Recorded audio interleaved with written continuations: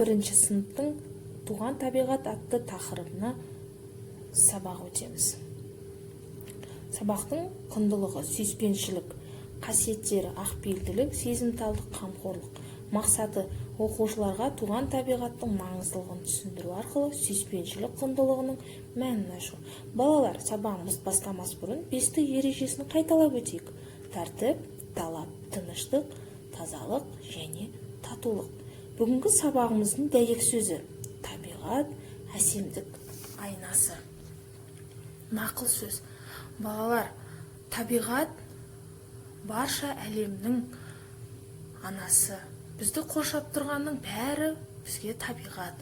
Табиғат адамға берілген сый. Осыған орай, сендерге менің де сыйым бар. Табиғат жайында керемет видеороликті тамашалап көріңдер. Ертеде жер анамыз көркем әрі таза болып еді. Және жер бетіндегінің бәрі дерлік, тек адамнан өзгесі үйлесімді болатын. Бір күні адам баласы зеріккені соншалық жаңа дүниеге жаны құмартып табиғат аясынан сырт шығады. Осылайша біз адамдар жер шарымызды жайлап, оны өзіміз үшін ғана ыңғайлы ете бастадық. Бәлкім, дәл сол шақта біз ғаламшарымыздың дамуын тоқтататын сағатты іске қосқанымызды аңғармай қалдық.